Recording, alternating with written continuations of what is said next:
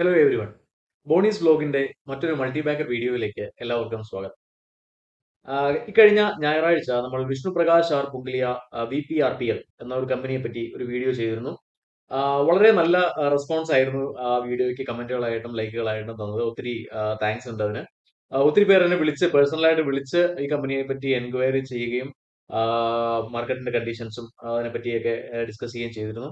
അതുമാത്രമല്ല, മ്യൂച്വൽ ഫണ്ട്സിന് വേണ്ടിയും ഒത്തിരി ആളുകൾ എന്നെ സമീപിച്ചു. ഇൻഷുറൻസ്, ടേം ഇൻഷുറൻസിന് വേണ്ടിയും ഹെൽത്ത് ഇൻഷുറൻസിന് വേണ്ടിയും ഒത്തിരി എൻക്വയറീസ് വരുന്നുണ്ട്. ഈ വീഡിയോ കണ്ടതിന് ശേഷം എന്റെ ഇതിനകത്ത് നമ്പർ എടുത്തിട്ട് എന്നെ വിളിക്കുന്നുണ്ട്. ഓക്കെ, അപ്പോ അത് നിങ്ങൾ വിളിക്കുക. അതിനെപ്പറ്റി പറ്റിയാണെങ്കിലും ഇൻഷുറൻസ് സെക്ടറിനെ പറ്റിയാണെങ്കിലും നമ്മള് മാർക്കറ്റിനെ പറ്റിയാണെങ്കിലും മ്യൂച്വൽ ഫണ്ടിനെ പറ്റിയാണെങ്കിലും ഹെൽത്തി ആയിട്ടുള്ള ഡിസ്കഷൻസ് ചെയ്യുന്നത് എപ്പോഴും വളരെ നല്ലതാണ്. ഇതിൽ എടുത്തു പറയാനുള്ളത്, മറ്റൊരു പ്രമുഖ ചാനലായിട്ടുള്ള ഗിരീഷ് ഫിസിക്സ് എന്ന് പറയുന്ന ഒരു ചാനലിന്റെ മുതലാളി ഗിരീഷ് ഏട്ടൻ എന്നെ വിളിച്ചിരുന്നു. ആദ്യമായിട്ടാണ് ഗിരീഷ് ഏട്ടനോട് സംസാരിക്കുന്നത്. താങ്ക്സ് ഗിരീഷ് ഏട്ടാ, വിളിച്ചതിനും സംസാരിച്ചതിനൊക്കെ വളരെ താങ്ക്സ്. വിളിച്ചവരിൽ ചിലരെങ്കിലും ചോദിച്ച ഒരു ഡൗട്ട് എന്ന് പറയുന്നത് നമ്മുടെ ഓഫീസുകൾ എവിടെയാണെന്നുള്ളതാണ്. പ്രൂഡന്റ് കോർപ്പറേറ്റ് എന്ന് പറയുന്ന ഒരു ഒരു ഒരു കമ്പനിയാണ്. പ്രൂഡന്റ് കോർപ്പറേറ്റ് എന്ന് പറയുന്ന ഒരു കമ്പനിയായിട്ട് പാർട്ണർ ചെയ്തിട്ടാണ് ഞാൻ ഇൻഷുറൻസും മ്യൂച്വൽ ഫണ്ട് ഇതും ചെയ്യുന്നത്. പ്രൂഡന്റ് കോർപ്പറേറ്റ് ഇന്ത്യയിൽ എല്ലായിടത്തും ഉള്ള ഒരു കമ്പനിയാണ്, എല്ലാ സ്റ്റേറ്റിലും ഉള്ള ഒരു കമ്പനിയാണ്. കേരളത്തിൽ 4 ഓഫീസുകളാണ് എനിക്കുള്ളത്. ഒന്ന് തൃശ്ശൂര്, രണ്ട് എറണാകുളം, മൂന്നാമത്തെ നാലാമത്തെ ഓഫീസ് കൺസ്ട്രക്ഷനിലാണ്. തിരുവനന്തപുരവും കോഴിക്കോടുമാണ് മൂന്നും നാലും ഓഫീസുകൾ. ഓക്കെ, അപ്പം നിലവിൽ 2 ഓഫീസുകളാണ് കേരളത്തിലുള്ളത്. ഒന്ന് തൃശ്ശൂർ കിഴക്കേക്കോട്ട, രണ്ട് എറണാകുളം MG റോഡ് മെട്രോ സ്റ്റേഷന്റെ ഓപ്പോസിറ്റ് ജൂ സ്ട്രീറ്റിലാണ് രണ്ടാമത്തെ ഓഫീസ് ഉള്ളത്. ഓക്കെ, അപ്പോ ഓഫീസിലേക്ക് വരേണ്ട ആവശ്യമുള്ള ആൾക്കാർ, ഓഫീസിൽ വന്ന് കാണേണ്ട ആവശ്യമുള്ള ആൾക്കാർ ഓഫീസിലേക്ക് വരാം. അപ്പൊ നമുക്ക് ഇന്ന് മാർക്കറ്റിന്റെ ഒരു വ്യൂ നോക്കുകയാണെങ്കിൽ, കഴിഞ്ഞ പ്രാവശ്യം നമ്മൾ പറഞ്ഞ അതേ വ്യൂ തന്നെയാണ് ഇപ്പോഴും ഉള്ളത്. 2 ദിവസം മാത്രമേ മാറിയിട്ടുള്ളൂ. ഇന്ന് ഞാൻ ചൊവ്വാഴ്ചയാണ് ഈ വീഡിയോ ചെയ്യുന്നത്. ഇന്ന് ചൊവ്വാഴ്ചയാണ് വീഡിയോ ചെയ്യുന്നത്. നമ്മൾ ശനിയാഴ്ചയാണ് ലാസ്റ്റ് വീഡിയോ ചെയ്തത്. സോ വ്യൂ അധികം മാറിയിട്ടില്ല. ഷോർട്ട് ടേം റെസിസ്റ്റൻസ് എന്ന് പറയുന്നത് ഒരു 25,120, ഷോർട്ട് ടേം സപ്പോർട്ട് എന്ന് പറയുന്നത് 23,912 തന്നെയാണ്. പിന്നെ ബുള്ളിഷ് സെക്ടേഴ്സ്, കഴിഞ്ഞ പ്രാവശ്യം പറഞ്ഞ അതേ സെക്ടേഴ്സ് തന്നെയാണ്. നിഫ്റ്റി റിയൽറ്റി, നിഫ്റ്റി IT അതുപോലെയുള്ള സെക്ടേഴ്സ് ആണ്. കഴിഞ്ഞ വീഡിയോയിൽ പറഞ്ഞ സെയിം ഇതാണ്. അപ്പോൾ ഇന്ന് നമ്മൾ പറയാൻ ഉദ്ദേശിക്കുന്ന നമ്മുടെ പ്രധാനപ്പെട്ട കണ്ടന്റ് എന്ന് പറയുന്നത് അടുത്തൊരു മൾട്ടി ബാഗർ സ്റ്റോക്ക് ആണ്. JLHL, Jupiter life line hospital limited എന്ന് പറയുന്ന ഹെൽത്ത് കെയർ സെക്ടറിലെ അല്ലെങ്കിൽ ഹോസ്പിറ്റൽ ചെയിൻ നടത്തുന്ന ഒരു ഒരു ഒരു കമ്പനിയാണ് Jupiter life line hospital limited എന്ന് പറയുന്ന ഒരു ഹോസ്പിറ്റൽ ചെയിൻ. സോ ഈ ഒരു കമ്പനിയാണ് ഇന്ന് നമ്മുടെ ഒരു മൾട്ടി ബാഗർ കാൻഡിഡേറ്റ് ആയിട്ട് ഞാൻ തിരഞ്ഞെടുത്തിരിക്കുന്നത്. അപ്പോൾ ആദ്യം തന്നെ എന്തുകൊണ്ടാണ് ഈ ഒരു സെക്ടർ അല്ലെങ്കിൽ ഈ ഒരു കമ്പനി ഞാൻ തിരഞ്ഞെടുത്തത് എന്നുള്ളൊരു റീസൺ എല്ലാ വീഡിയോയിലും പോലെ ഞാൻ പറയാം. കമ്പനിയുടെ ഡയറക്ടേഴ്സിന്റെ ഭാഗത്തു നിന്നുള്ള കമന്റുകൾ നോക്കിയിട്ട് മാത്രമല്ല, പൊതുവെ ഉള്ള ഒരു ട്രെൻഡ് അനുസരിച്ച് ഇൻഷുറൻസ് സെക്ടറിന്റെ ഒരു പെനട്രേഷൻ അല്ലെങ്കിൽ ഇൻഷുറൻസിന്റെ ഒരു പ്രാധാന്യം. ഓക്കെ, ഞാൻ എല്ലാ വീഡിയോയിലും ഇൻഷുറൻസിന്റെ പ്രാധാന്യത്തെ പറ്റി സെപ്പറേറ്റ് ഒരു വീഡിയോ ഞാൻ ചെയ്തിട്ടുണ്ട്, എന്റെ പ്ലേലിസ്റ്റ് ഉണ്ടാവും. പക്ഷെ ഇൻഷുറൻസ് ഇപ്പോ നോക്കിക്കഴിഞ്ഞാൽ ഒരു കോർപ്പറേറ്റ് എംപ്ലോയി ആണെങ്കിലും, അപ്പോൾ നേരത്തെയൊക്കെ കോർപ്പറേറ്റ് എംപ്ലോയീസ് ഒന്നും അവരുടെ കമ്പനിയിൽ ഇൻഷുറൻസ് ഉണ്ടെങ്കിൽ വെളിയിൽ ഇൻഷുറൻസ് എടുക്കില്ലായിരുന്നു, പ്രൈവറ്റ് ഇൻഷുറൻസ് എടുക്കില്ലായിരുന്നു. പക്ഷെ ഇപ്പോഴത്തെ ട്രെൻഡ് അങ്ങനെയല്ല. കമ്പനിയിൽ ഒരു ഇൻഷുറൻസ് ഉണ്ട്, പക്ഷേ എപ്പോഴാണ് ഇപ്പോൾ ജോബ് സെക്യൂരിറ്റിയും ജോബ് എപ്പോഴാണ് മാറുന്നത്, ഫ്രീലാൻസ് ആയിട്ട് ആളുകൾ വർക്ക് ചെയ്യുന്നു. അപ്പോൾ അവർക്കൊന്നും വിദേശത്ത് വർക്ക് ചെയ്യുന്ന ആളുകൾ, ഇവർക്കൊന്നും ഇൻഷുറൻസ് ഇല്ല. അപ്പോൾ അവരെല്ലാവരും തന്നെ കോർപ്പറേറ്റ് ഇൻഷുറൻസ് അല്ലാതെ, നമുക്ക് കമ്പനിയിൽ നിന്ന് കിട്ടുന്ന ഇൻഷുറൻസ് അല്ലാതെ, അതായത് നമ്മൾ വർക്ക് ചെയ്യുന്ന കമ്പനിയിൽ നിന്ന് കിട്ടുന്ന ഇൻഷുറൻസ് അല്ലാതെ സെപ്പറേറ്റ് ഒരു മിനിമം ഒരു 5 ലക്ഷത്തിന്റെ പ്രീമിയം, കമ്പനിയിൽ ഒരു 10 ലക്ഷത്തിന്റെ പ്രീമിയം ഇട്ട് കഴിഞ്ഞാൽ ഇവിടെ ഒരു മിനിമം, അതായത് ഒരു ഒരു 14,000 രൂപ 15,000 രൂപ പ്രീമിയം വരുന്ന രീതിയിൽ മിനിമം സമ്മഷ്വേർഡ് ആയിട്ട്, ഓക്കെ, ഒരു 5 ലക്ഷം രൂപ സമ്മഷ്വേർഡ് ആയിട്ടൊരു ഇൻഷുറൻസ് എടുത്തു വെക്കുന്നുണ്ട്. ഓക്കെ, അപ്പൊ അതിന്റെ കാരണം എന്താണെന്ന് ചോദിച്ചു കഴിഞ്ഞാൽ, ഞാനിപ്പോ കമ്പനിയായിട്ട് റിലേറ്റഡ് ആയിട്ടുള്ളതുകൊണ്ട് ഞാൻ ഇത്രയും ഡീറ്റെയിൽ ആയിട്ട് പറയുകയാണ്. അപ്പൊ അതിന്റെ കാരണം എന്താണെന്ന് ചോദിച്ചു കഴിഞ്ഞാൽ, നമ്മൾക്ക് കമ്പനിയിൽ നിന്ന് ഇറങ്ങിക്കഴിഞ്ഞിട്ട് പിന്നെ ഒരു മിനിറ്റ് പോലും നമുക്ക് നമ്മുടെ എന്താ പറയുക റിലീവിംഗ് ലെറ്റർ കിട്ടിക്കഴിഞ്ഞാൽ പിന്നെ ഒരു മിനിറ്റ് പോലും നമുക്ക് നമ്മുടെ കമ്പനിയുടെ ഇൻഷുറൻസ് നമുക്ക് കിട്ടില്ല. ഓക്കെ, നമ്മളൊരു 50-ാമത്തെ വയസ്സിലാണ് നമ്മുടെ കമ്പനിയിൽ നിന്ന് ഇറങ്ങുന്നതെന്നുണ്ടെങ്കിൽ, പിന്നീട് ഒരു 70 വയസ്സ് വരെ ജീവിച്ചിരിക്കുന്നത് അല്ലെങ്കിൽ 60 വയസ്സ് വരെ ജീവിച്ചിരിക്കുന്നുണ്ടെങ്കിൽ, ഈ കാലഘട്ടത്തിൽ നമുക്കും നമ്മുടെ ഫാമിലിക്കും വരുന്ന ഒരു രോഗത്തിനും, നമ്മുടെ മക്കൾക്കും നമ്മുടെ ഫാമിലിക്കും നമ്മുടെ പാരന്റ്സിനും വരുന്ന ഒരു നമുക്ക് കവേർഡ് ആയിരിക്കില്ല. ഓക്കെ, ആ സമയത്താണ് നമുക്ക് ഏറ്റവും കൂടുതൽ രോഗങ്ങൾ ഉണ്ടാകുന്നത്. പക്ഷെ ആ സമയത്ത് നമ്മളൊരു ഇൻഷുറൻസ് എടുക്കാൻ ചെന്നാലോ നമുക്ക് ഇൻഷുറൻസ് കിട്ടില്ല. കാരണം നമുക്ക് ഈ ഒരു 50 വയസ്സിനുള്ളിൽ എന്തെങ്കിലും ഒരു സിംറ്റംസ്, കാർഡിയാക്ക് സംബന്ധമായോ ലിവർ സംബന്ധമായോ നമ്മുടെ ലൈഫ് സ്റ്റൈൽ സംബന്ധമായോ എന്തെങ്കിലും ഒരു ഡിസീസ് നമ്മൾ ഡയഗ്നോസ് ചെയ്ത് കഴിഞ്ഞാൽ, നമ്മുടെ ഹോസ്പിറ്റൽ റെക്കോർഡ്സിൽ ആ ഒരു ഡയഗ്നോസിസ് റിപ്പോർട്ട് ഉണ്ടെങ്കിൽ, ഒന്നെങ്കിൽ ഒരു 3-4 വർഷം വെയിറ്റിംഗ് പീരീഡ് ഉണ്ടാവും. അല്ലെങ്കിൽ നമ്മൾ ഹാർട്ട് റിലേറ്റഡ് ആയിട്ടുള്ള എന്ത് ഇഷ്യൂ വന്നാലും നമുക്ക് പിന്നീട് ഡയഗ്നോസ് ചെയ്താൽ പോലും നമുക്ക് പിന്നീടുള്ള നമുക്ക് മരണം വരെ നമ്മുടെ ലൈഫ് നമുക്ക് ഇൻഷുറൻസ് കവർ ചെയ്യാൻ പറ്റില്ല. ഓക്കെ. അപ്പോൾ എപ്പോഴും കോർപ്പറേറ്റ് ഇൻഷുറൻസ് കൂടാതെ നമുക്ക് ഒരു ചെറിയൊരു പ്രീമിയത്തിൽ ഒരു ഇൻഷുറൻസ്, ഏറ്റവും ചെറിയൊരു പ്രീമിയത്തിൽ, ഓക്കെ, ഏറ്റവും ചെറിയൊരു പ്രീമിയം നൽകുന്ന ഏത് കമ്പനിയാണോ ആ കമ്പനിയുടെ ഇൻഷുറൻസ് ജസ്റ്റ് ഇൻഷുർഡ് ആയിരിക്കുക. ഓക്കെ.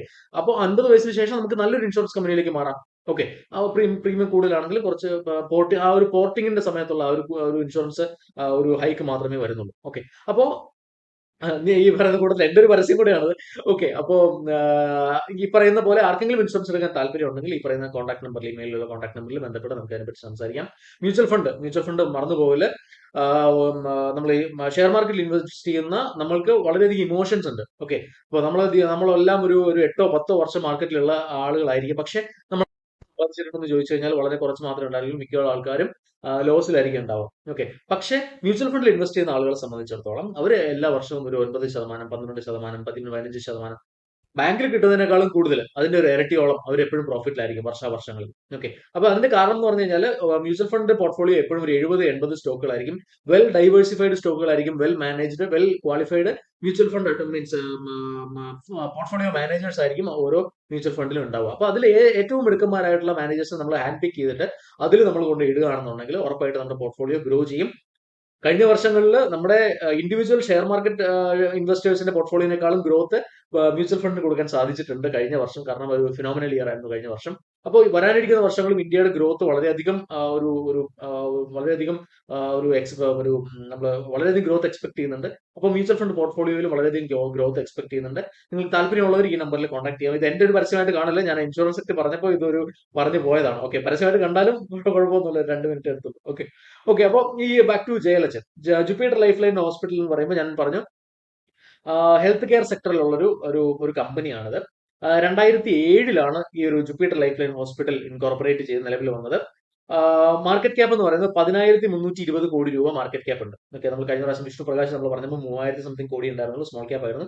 ഇത് സ്മോൾ ക്യാപ്പിനേക്കാളും മുകളിലാണ്. സ്മോൾ ക്യാപ്പ് അല്ല, ഒരു മിഡ് ക്യാപ്പ് ലെവലിൽ വരുന്ന ഒരു 10,320 കോടി രൂപ മാർക്കറ്റ് ക്യാപ്പ് വരുന്ന ഒരു കമ്പനിയാണ് ഈ പറയുന്ന ജുപ്പിറ്റർ ലൈഫ് ലൈൻ ഹോസ്പിറ്റൽസ് എന്ന് പറയുന്നത്. ഇനി ഇതിനെ പറ്റി നോക്കുകയാണെങ്കിൽ ഇതിന് 3 ഹോസ്പിറ്റൽസേ ഉള്ളൂ ഇപ്പൊ നിലവിൽ. ഓക്കെ. താനെ, പൂനെ, ഇൻഡോർ. ഓക്കെ. നമ്മൾ നോക്കുകയാണെങ്കിൽ ഇതിന്റെ ഒരു റിസ്ക് എന്ന് പറയുമ്പോൾ, റിസ്ക് അല്ല, ഒരു 2007 തുടങ്ങിയത്, എക്സ്പാൻഡ് ചെയ്ത് വരുന്നതേ ഉള്ളൂ.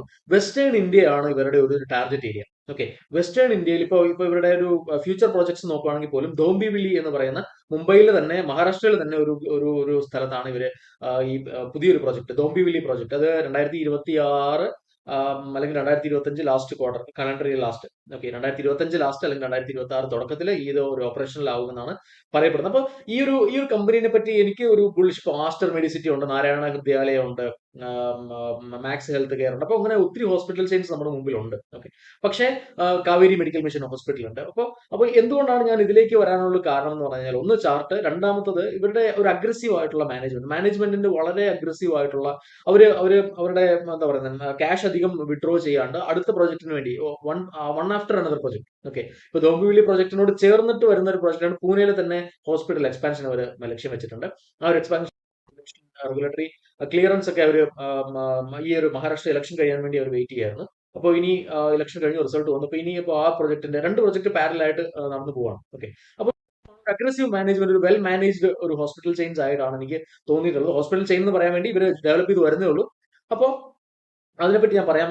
FISന്റെ ഡിവൈസിന് പൊസിഷൻസ് ക്യാമറ ഡെവലപ്പ് ചെയ്ത് വരുന്നേ ഉള്ളത്. അപ്പോ ഈ ഒരു ഞാൻ പ്രധാനമായിട്ടും ഈ ഒരു ഇൻഷുറൻസ് സെക്ടറിന്റെ ഒരു പെനട്രേഷൻ നമ്മുടെ സാധാരണക്കാരുടെ ഇടയിലേക്കാണെങ്കിലും, ഈ കമ്പനിയുടെ ഡയറക്ടർ തന്നെ പറയുന്നത്, നമുക്ക് കോസ്റ്റ്ലി ആയിട്ടുള്ള ഒരു ട്രീറ്റ്മെന്റ് ഒരു കോമൺ മാൻ അഫോർഡബിൾ ആവുന്നത് എപ്പോഴാണ്? അവർ ഇൻഷുർഡ് ആവുമ്പോഴാണ്, അല്ലെ? അതല്ല എന്നുണ്ടെങ്കിൽ നമുക്കൊരു പനി വന്നാൽ നമ്മൾ തൊട്ടടുത്തുള്ള ക്ലിനിക്കിലായിരിക്കും പോവുക. 200 രൂപ കൺസൾട്ടേഷൻ ഫീസ് കൊടുത്ത് 150 രൂപയുടെ മരുന്ന് വാങ്ങിച്ച് നമ്മൾ ഇരിക്കും. ഓക്കെ. ഇനി നമ്മൾ ഇൻഷുർഡ് ആണെങ്കിലോ, നമ്മളൊരു ഹോസ്പിറ്റലിൽ പോയിട്ട് നമുക്ക് ഡെങ്കു ആണോ അല്ലെങ്കിൽ മലേറിയ ആണോ, ഏത് വൈറൽ ഫീവർ ആണോ, എല്ലാ ടെസ്റ്റ് എല്ലാം ചെയ്ത് നമ്മൾ ലാവിഷ് ആയിട്ട് നമുക്ക് ആവശ്യമുള്ള ടെസ്റ്റുകൾ, അവർ പറയുന്ന ടെസ്റ്റുകളെല്ലാം ചെയ്ത് നമ്മൾ അവർ പറയുന്ന മരുന്നുകളൊക്കെ വാങ്ങി ഹാപ്പി ആയിട്ട് നമ്മൾ തിരിച്ചു പോകും. ഓക്കെ. അപ്പോൾ നമ്മൾ ഇൻഷുർഡ് ആയിട്ടുള്ള ഒരാൾക്ക്, ഇൻഷുർഡ് ആയിട്ടുള്ള ഒരു കമ്മ്യൂണിറ്റി ആണെങ്കിൽ എപ്പോഴും കോസ്റ്റ്ലി ആയിട്ടുള്ള ഒരു ഹോസ്പിറ്റൽ ചെയ്യുന്ന വളരെയധികം സാധ്യതകളുണ്ട്. ഓക്കെ. അപ്പൊ ഇപ്പോഴത്തെ നമ്മുടെ ഒരു കോമൺ ആൾക്കാരുടെ ട്രെൻഡ്, ഒരു കോർപ്പറേറ്റിൽ വർക്ക് ചെയ്യുന്ന ആൾക്കാരുടെ ട്രെൻഡ്, അല്ലെങ്കിൽ ഒരു എബവ് മിഡിൽ ക്ലാസ്, മിഡിൽ ക്ലാസ്സും എബവ് മിഡിൽ ക്ലാസ് ആണെങ്കിൽ പോലും ഇപ്പൊ എന്റെ അടുത്ത് ഇൻഷുറൻസ് എടുക്കാൻ വരുന്ന എല്ലാവരും സാധാരണക്കാരാണ്. ഓക്കെ, സാധാരണക്കാർ പോലും ഇപ്പോ അവരുടെ ഹെൽത്ത് കവർ ചെയ്യാൻ പറ്റും. കാരണം ഇപ്പോൾ നമുക്ക് അഫോർഡ് ചെയ്യാൻ പറ്റില്ല. നമുക്കൊരു പനി വന്നാൽ നമ്മുടെ ഒരു കൊച്ചിനെ ഒരു അഡ്മിറ്റ് ചെയ്താൽ പോലും നമുക്ക് ചിലവാകുന്ന ഒരു മിനിമം ഒരു 15-20 രൂപ നമുക്ക് ചിലവാകും ഒരു 10 ദിവസം ഹോസ്പിറ്റലിൽ കിടന്നു കഴിഞ്ഞാൽ. അപ്പൊ അത് നമ്മുടെ ഒരു മന്ത്ലി ബഡ്ജറ്റിനെ തന്നെ താളം തെറ്റിക്കും. ഓക്കെ, അപ്പൊ നമുക്ക് അത് ആ ഒരു സമയത്ത് നമുക്കൊരു 14,000 രൂപയുടെ നമുക്ക് ഇൻഷുറൻസ് ഉണ്ടെങ്കിൽ ഒരു പനി വന്നാൽ പോലും നമുക്ക് അതിനെ കവറപ്പ് ചെയ്യാൻ പറ്റും. ഓക്കെ, നമുക്ക് നമ്മുടെ സേവിങ്സിനെ സെക്യൂർ ചെയ്യുന്ന ഒരു ഇൻഷുറൻസ് ആണ് ഹെൽത്ത് ഇൻഷുറൻസ് എന്ന് ഞാൻ പറയുള്ളൂ. ഓക്കെ, അപ്പൊ അപ്പോൾ ആ ഒരു ഇൻഷുറൻസ് സെക്ടറിന്റെ പെനട്രേഷനും ഈ ഒരു ഹോസ്പിറ്റൽ ചെയിൻസിന്റെ ഒരു ബുള്ളിഷ്നെസ്സിന് വളരെ വലിയൊരു കാരണമായിട്ടുണ്ട്. ഓക്കെ, ഇനിയിപ്പോൾ ഗവൺമെന്റും ഈ ഇൻഷുറൻസ് സെക്ടറിലേക്ക് കടന്നു വരുന്നതോടുകൂടി ഇൻഷുറൻസ് കുറച്ചുകൂടി ചീപ്പർ ആവുമെന്ന് വിചാരിക്കുന്നു. കുറച്ചുകൂടി സാധാരണക്കാർക്ക് കവർ ചെയ്യുന്ന രീതിയിലുള്ള ഇപ്പോൾ ആയുഷ്മാൻ ഭാരത് അതൊക്കെ പ്രധാനമന്ത്രിയുടെ പുതിയ സ്കീംസ് ആണ്. അപ്പോൾ അതിലൊക്കെ 70 വയസ്സിന് മുകളിലുള്ള ആൾക്കാർക്ക് ഫ്രീ ട്രീറ്റ്മെന്റ്. ഓക്കെ, അപ്പോൾ അതൊക്കെ വളരെ വലിയ ഇനിഷ്യേറ്റീവ് ആണ്. അതൊരു വരാനിരിക്കുന്ന ഒരു ട്രെൻഡിന്റെ ഒരു മുന്നോടിയാണെന്നാണ് എനിക്ക് തോന്നുന്നത്. ഓക്കെ, 3 ഹോസ്പിറ്റലാണുള്ളത്: താനെ, പൂനെ ആൻഡ് ഇൻഡോർ. ഓക്കെ, അപ്പോൾ പുതിയ ഹോസ്പിറ്റൽ വരുന്നത് ഞാൻ പറഞ്ഞു മഹാരാഷ്ട്രയിലെ ദോംബിവിലി. 500 ബെഡിന്റെ ഒരു ഹോസ്പിറ്റലാണ് വരുന്നത്. രണ്ടാമത്തത് പൂനെയിലാണ്. അത് ക്ലിയറൻസിന് വേണ്ടി വെയിറ്റ് ചെയ്യാണ്. നെക്സ്റ്റ് ക്വാർട്ടറിൽ അതിന്റെ കൺസ്ട്രക്ഷൻ ക്ലിയറൻസ് എല്ലാം കിട്ടി കൺസ്ട്രക്ഷൻ സ്റ്റാർട്ട് ചെയ്യുമെന്നാണ് കമ്പനിയുടെ ഭാഗത്തു നിന്നുള്ള നമുക്ക് കിട്ടുന്ന ഇൻഫർമേഷൻ. ഇനി കമ്പനിയുടെ ക്യാപ്സെക്സ് പ്ലാൻ നോക്കിക്കഴിഞ്ഞാൽ ഇപ്പോ കാപെക്സ് പ്ലാൻ ഇത് മാത്രമേ ഉള്ളൂ. Okay, Dombivli and Pune project. പിന്നെ ഉള്ളത് എക്സിസ്റ്റിംഗ് താനെ, പൂനെ ആൻഡ് ഇൻഡോറിലെ കപ്പാസിറ്റി എക്സ്പാൻഷൻ ആണ് അവർ പ്ലാൻ ചെയ്യുന്നത്. കമ്പനി വളരെ ക്ലിയർ ആണ്. കാപെക്സ് പ്ലാൻ എന്ന് പറയുമ്പോൾ ചില കമ്പനികളൊക്കെ പറയുന്നത് ഞങ്ങൾ അത് ചെയ്യും ഇത് ചെയ്യും. പക്ഷേ ഇവർ പറയുന്നത് നമ്മുടെ എക്സിസ്റ്റിംഗ് ആയിട്ടുള്ള സംഭവം ക്ലിയർ ചെയ്തിട്ട് നമ്മൾ അടുത്തേക്ക് പോകാം എന്ന് പറയുന്നത് വളരെ വളരെ എന്താ പറയുക ക്രിസ്റ്റൽ ക്ലിയർ ആയിട്ടുള്ള വ്യൂസ് ഉള്ള ഒരു കമ്പനിയാണ്. പിന്നെ നമ്മൾ ഏറ്റവും ബുള്ളിഷ് ആയിട്ടുള്ള കാര്യം എന്ന് പറഞ്ഞാൽ നമ്മൾ വിഷ്ണുപ്രകാശിന്റെ കാര്യത്തിൽ പറഞ്ഞപ്പോൾ നമ്മൾ പറഞ്ഞു കമ്പനിക്ക് ഒരു 5 year CAGR പ്രോഫിറ്റ് ഗ്രോത്ത് 58% ആണെന്ന് എന്റെ ഓർമ്മ. ഞാൻ മറന്നുപോയി. ഈ ജുപ്പിറ്റർ ലൈഫ് ലൈനിന്റെ പ്രോഫിറ്റ് ഗ്രോത്തിന് CAGR 53% ആണ്. വളരെ ബുള്ളിഷ് ആയിട്ടുള്ള ഒരു സംഭവമാണ്. ഒരു ഹോസ്പിറ്റൽസ് ഇത്രയും ബുള്ളിഷ്നെസ്, ഇത്രയും പ്രോഫിറ്റ് മാർജിൻ, ഒരു എക്സ്പാൻഷൻ നടത്തിക്കൊണ്ടിരിക്കുമ്പോൾ പോലും പ്രോഫിറ്റ് ഗ്രോത്ത് CAGR 53% ഉണ്ട്. ഡെപ്റ്റ് ഫ്രീ കമ്പനിയാണ്. ഓക്കെ, ഡെപ്റ്റ് ഫ്രീ കമ്പനിയാണ്. ഇത്രയും എക്സ്പാൻഷൻ നടത്തുമ്പോഴും ഡെപ്റ്റ് ഫ്രീ കമ്പനിയാണെന്ന് മാത്രമല്ല അവരുടെ കയ്യിൽ കുറെ പൈസ ഇരിപ്പുണ്ട്. ഫ്രീ ക്യാഷ് അവരെ റിസർവ് ആയിട്ട് വെച്ചിട്ടുണ്ട്. ഓക്കെ, ഡെപ്റ്റ് ഫ്രീ ആണ്, ഫ്രീ ക്യാഷ് ഉണ്ട്. ഓക്കെ, ഇത് രണ്ടും ഒരു അഡ്വാൻറ്റേജ് ആണ്. ഓപ്പറേറ്റിംഗ് പ്രോഫിറ്റ് നോക്കുവാണെങ്കിൽ 2018 കമ്പനിയുടെ ഓപ്പറേറ്റിംഗ് പ്രോഫിറ്റ് എന്ന് പറഞ്ഞാൽ 54 കോടി രൂപയായിരുന്നു. 2024 ആയപ്പോഴേക്കും 223 കോടി രൂപയാണ് കമ്പനിയുടെ ഓപ്പറേറ്റിംഗ് പ്രോഫിറ്റ് എന്ന് പറയുന്നത്. ഓപ്പറേറ്റിംഗ് മാർജിൻ നിലവിൽ 25% ആണ് ഓപ്പറേറ്റിംഗ് മാർജിൻ എന്ന് പറയുന്നത്. ഓക്കെ, അപ്പോൾ കമ്പനിയുടെ ബോറോവിങ്സ് 2018 218 കോടിയായിരുന്നു. അത് കുറച്ചിട്ട് 2024 അത് 0 ആയിട്ടുണ്ട്. നിലവിൽ കടങ്ങളൊന്നുമില്ല. പക്ഷേ റിസർവ്സ് നോക്കുവാണെങ്കിൽ 2018 ഏകദേശം 200 കോടിയായിരുന്നു റിസർവ്സ്. പക്ഷേ 2024 ആയപ്പോഴേക്കും 1264 കോടി. അതായത് കടം 218 അവർ 2018 കുറച്ച് 0 റിസർവ്സ് 218 കോടി അവർ കൂട്ടി 1264 കോടി രൂപയാക്കി. അപ്പൊ അഗ്രസീവ് ആയിട്ട് കമ്പനി ഈ പ്രോഫിറ്റിന്റെ കാര്യത്തിലും എല്ലാം കമ്പനി ഹാർഡ് വർക്ക് ചെയ്യുന്നുണ്ട്. ചുമ്മാ ഒരു തട്ടിക്കൂട്ട് കമ്പനി അല്ല എന്നുള്ളതിന്റെ ഏറ്റവും വലിയ ഉദാഹരണമാണ് ഈ ഒരു ട്രെൻഡ് നമുക്ക് കാണിക്കുന്നത്. ഇനി പ്രൊമോട്ടർ ഹോൾഡിംഗ് നോക്കുവാണെങ്കിൽ പ്രൊമോട്ടർ ഹോൾഡിംഗ് 40.9% മാത്രമേ പ്രൊമോട്ടർ ഹോൾഡിംഗ് ഉള്ളൂ. അത് ഒരു ചെറിയൊരു നെഗറ്റീവ് ആണ്. പക്ഷെ ആ ഒരു നെഗറ്റീവ്സിന് കാരണം ഞാൻ പറയാം. FISന്റെ കയ്യിൽ 2023 4.62% ഉണ്ടായിരുന്നത്. 2024 8.84% അത് ഉയർത്തിയിട്ടുണ്ട്. FIS ഇതിനകത്ത് വളരെ പോസിറ്റീവ് ആണ്. ഒരു വർഷം കൊണ്ട് ഹോൾഡിംഗ്സ് ഡബിൾ ആക്കിയിട്ടുണ്ട്. DIS 2023 12.69% ആയിരുന്നു. 2024 എനിക്ക് തോന്നുന്നു ഒരു 14% 16% ഞാൻ അത് കറക്റ്റ് ആയിട്ട് നോട്ട് ചെയ്തിട്ടില്ല. പബ്ലിക്കിന്റെ കയ്യിൽ 2023 41.80% ആയിരുന്നത് 2024 36.79%. അപ്പോൾ FISും DISും ആരുടെ കയ്യിൽ നിന്നാണ് ഷെയറുകൾ വാങ്ങുന്നത്? പബ്ലിക്കിന്റെ കയ്യിൽ നിന്നാണ് വാങ്ങിക്കൊണ്ടിരിക്കുന്നത്. അപ്പൊ നിലവിൽ ആരെങ്കിലും ഹോൾഡ് ചെയ്യുന്നുണ്ടെങ്കിൽ അത് വിൽക്കാതിരിക്കുക. DISും FISും നമ്മുടെ കയ്യിൽ നിന്ന് പതുക്കെ ഷെയറുകൾ വാങ്ങി അക്യൂമുലേറ്റ് ചെയ്തുകൊണ്ടിരിക്കുന്നുണ്ട്. ഇതൊരു ഒരു ഒരു നല്ലൊരു മൾട്ടിബാഗർ സ്റ്റോക്ക് ആയിട്ടാണ് എനിക്ക് തോന്നിയത്. അതിന്റെ ട്രെൻഡുകളെല്ലാം തന്നെ അതിന്റെ പ്രൊമോട്ടറിന്റെ ഒരു ആറ്റിറ്റ്യൂഡ് നോക്കുവാണെങ്കിലും അവരുടെ ഷെയർ ഹോൾഡിംഗ് മീൻസ് അവരുടെ ഒരു പ്രോഫിറ്റ് പെർസ്പെക്റ്റീവിൽ അവരുടെ ഗ്രോത്ത് നോക്കുകയാണെങ്കിലും കടം ഡെപ്റ്റിന്റെ ആ ഒരു പെർസ്പെക്റ്റീവിൽ നോക്കുവാണെങ്കിലും FISന്റെയും DISന്റെയും പബ്ലിക്കിന്റെയും പൊസിഷൻ നോക്കുവാണെങ്കിൽ പോലും വളരെ ഒരു മൾട്ടിബാഗർ ആയിട്ട് ഫീൽ ചെയ്യുന്നുണ്ട്. അപ്പോ നമുക്ക് ഇതിന്റെ ഒരു ചാർട്ടിലേക്ക് പോകാം. JLHLന്റെ ഒരു വീക്ക്ലി ചാർട്ടാണ് നമ്മളിപ്പോൾ കണ്ടുകൊണ്ടിരിക്കുന്നത്. നിലവിൽ JLHL Jupiter life line trade ചെയ്യുന്നത് 1612 രൂപയിലാണ്. ഞാൻ ഈ JLHL നോട്ട് ചെയ്യുന്നത് ഏകദേശം ഒരു 1379 ആ ഒരു 70 റേഞ്ചുകളിലാണ് ഞാൻ JLHL ശ്രദ്ധിച്ചു തുടങ്ങുന്നത്.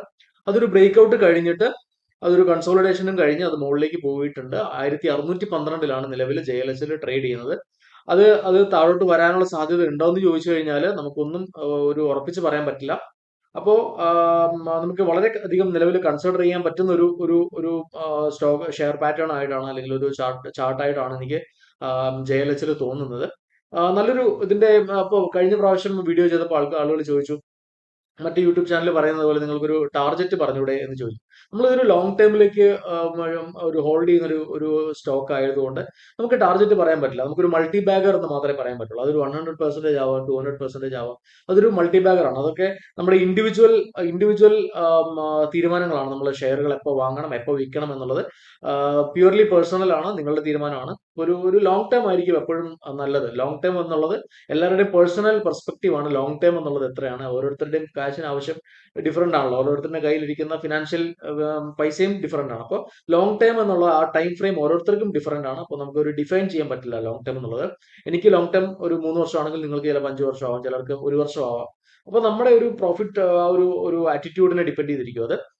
അപ്പോൾ ഞാൻ വീണ്ടും പറയുന്നു, ഈ ഒരു നമ്പർ നോട്ട് ചെയ്യുക, എന്റെ നമ്പർ നോട്ട് ചെയ്യുക. നിങ്ങൾക്ക് നിങ്ങളുടെ ഫ്രണ്ട്സിനോ ആർക്കെങ്കിലും ഒരു മ്യൂച്വൽ ഫണ്ടോ അല്ലെങ്കിൽ ഇൻഷുറൻസ് ആവശ്യമുണ്ടെങ്കിൽ നിങ്ങൾ എന്റെ നമ്പർ കൊടുക്കുക, എന്നെ വിളിക്കാൻ പറയുക.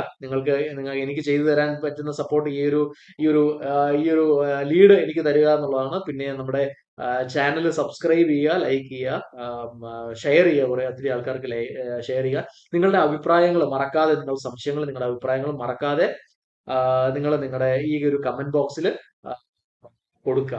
ഓക്കെ, അപ്പോൾ അടുത്തൊരു മൾട്ടി ബാഗർ വീഡിയോ ആയിട്ട് കാണുന്നവരെ ഗുഡ് ബൈ.